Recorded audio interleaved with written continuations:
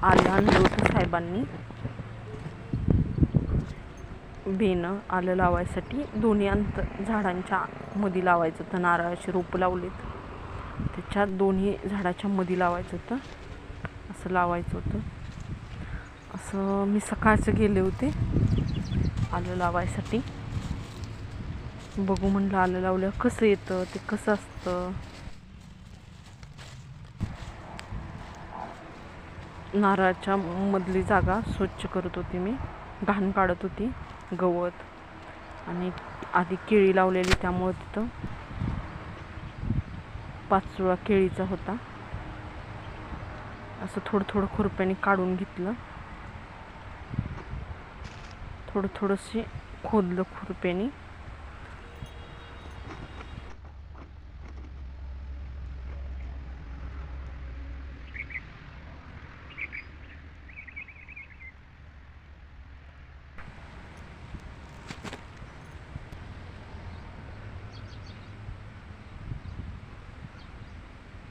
असं झाकून घेतलं,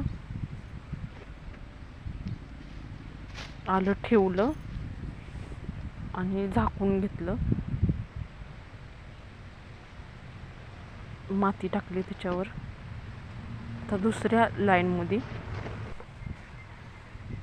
स्वच्छ, ते दोन्ही झाडाच्या मधली लाईन स्वच्छ करायची. केळी लावल्यामुळं तिथं नारळाच्या अगोदर केळी लावली होती. केळीमुळं रानात भरपूर घाण होती, पाचोळा होता केळीचा. मग ते आधी काढलं. मग आता एक लाईन खुरप्याने ओढली. पाऊस पडला होता ना, ते ओलं होतं, खुरप्याला सगळं माती लागत होती.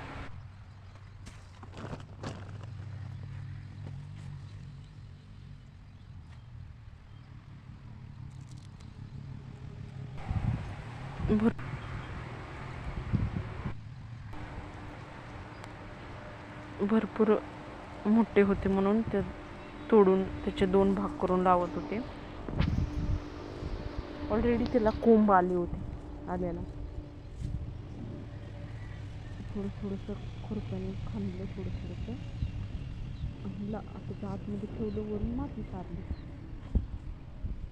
असंच ह्याचे पण लावले मी, आवसंद्याचे पण बी टोचलेत दोन्ही झाडाच्या मध्ये.